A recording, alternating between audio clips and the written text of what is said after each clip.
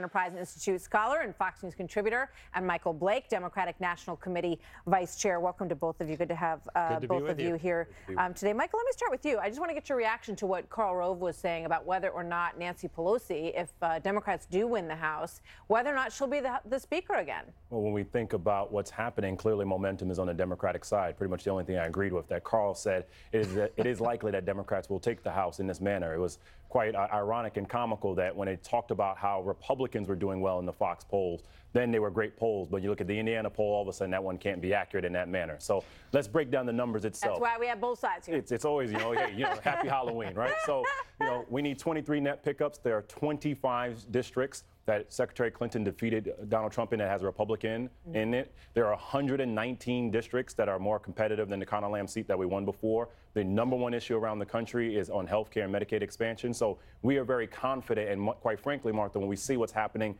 with Donald Trump, all that we're seeing is a racist, discriminatory distraction when talking about a caravan. I come from a military family background. My brother has, Mark, you can shake your head all you want. My brother served in this country for 29 years.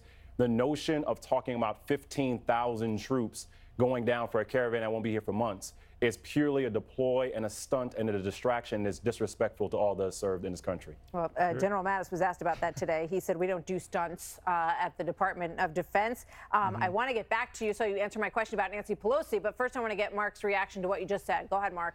Yeah, well, I was on the led the team of speechwriters who were the first ones to write the words "Madam Speaker" in a State of the Union address. So I've been to this rodeo before, but I don't think she should be setting off the fireworks just yet. That's a very confident statement that was just made. But the reality is the Republicans do have an uphill battle in the House. There are 29 swing districts that are going to decide this election, that control the House one way or the other, and 28 of those are Republicans who are fighting to keep their seats. So the Democrats need to win 23 in order to pick it up. So the Republicans really have to sweep those swing states that are battlegrounds.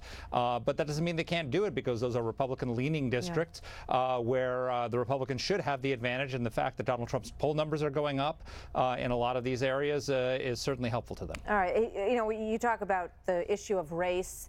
And this is always the season in campaigns where a slip up is problematic, and we've been covering these across the course of the last few weeks. This one is from Joe Donnelly in Indiana, the race that we were just talking about, and I just want to play this. Michael, we'll get your reaction, and then Mark. Our state director is Indian American, but he does an amazing job. Our director of all constituent services, she's African American, but she does an even more incredible job than you could ever imagine. Michael, but she still does a good job? Well, again, let's make sure we don't put it out of context. He's saying but to convey the point that usually you're hearing on the Republican side, something that happens with people of color, you all of a sudden are not qualified and capable. You look at that in Georgia, where I was down there. Hold on a second. That's ridiculous. Hold on a second. Again, it's always amazing when you come on these shows and Republicans want to jump in on your talking points and your comments. So think about in Georgia, the reality in that instance, when you see that Brian Kemp is denying the opportunity for African Americans to go get registered to vote, it's conveying a notion and a narrative that when it comes to people of color, there's always apparently something wrong with us. So for Donnelly, to your example in question, Martha, when saying but, he's making the point very clearly. Yes, this is a person of color. Yes, there's obviously capability and excellence that happens in that manner, in that way. I was in Indiana. I was out there to support and campaign for Joe Donnelly in that manner. And what I would hope that would be happening on the other side is to stop the noise and the nonsense about this foolish argument that's being conveyed around a caravan. Stop talking about it, and obviously it is race baiting and intentionally trying to divide us. Mark. Number one, he meant and if he had just said and, everything would have been fine. Yeah, it was a weird comment. I don't know why you can't just acknowledge that he misspoke instead of just accusing everybody of racism. I'm not accusing everyone of racism. Oh, sure you are. Yeah, you're saying anyone who's concerned about the caravan is a racist. Actually, I didn't. I hope you're on the air a lot between now and Tuesday. Let Mark talk now. Go ahead. I hope you're on the air a lot between now and Tuesday, accusing everybody in America who's concerned about the caravan of racism. I didn't, but I'll also be on the air Tuesday night when Democrats take back the House. A lot of people who, now you're interrupting, A lot of people who are for a welcoming immigration policy also want to enforce our border security and don't want to see a caravan of people coming over our border.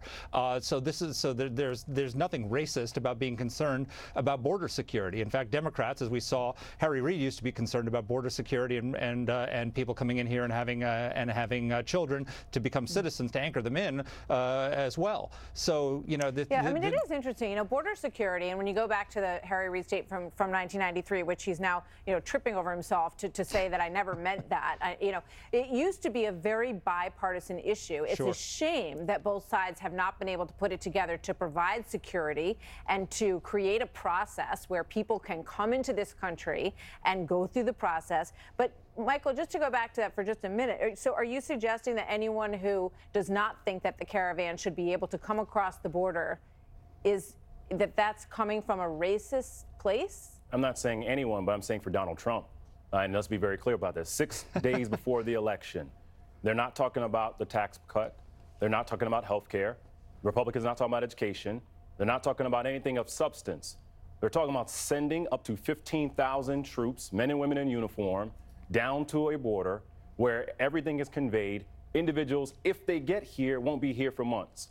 And so when we think about the rhetoric and what's been happening from Donald Trump in particular, someone who, as we have seen many times, bought a full-page ad years ago to go against the death penalty, to promote the death penalty against Central Park 5. Someone who in initial speech talked about how Mexicans were rapists. There's a clear consistency of racism and discrimination from Donald Trump. And when we talk about the caravan, the fact that there's nothing else he can actually describe 6 days before the We're gonna election. have a lot of people who think that what you're saying is very unfair. I'm going to let Mark respond to that, and then we got to go.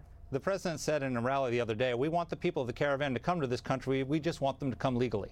So, you just keep going with the race baiting and calling people who disagree racist. And you're doing a great job of winning over those people in middle America who voted twice for Barack Obama, those racist people who voted twice for Barack Obama and then ended up voting for Donald Trump in 2016.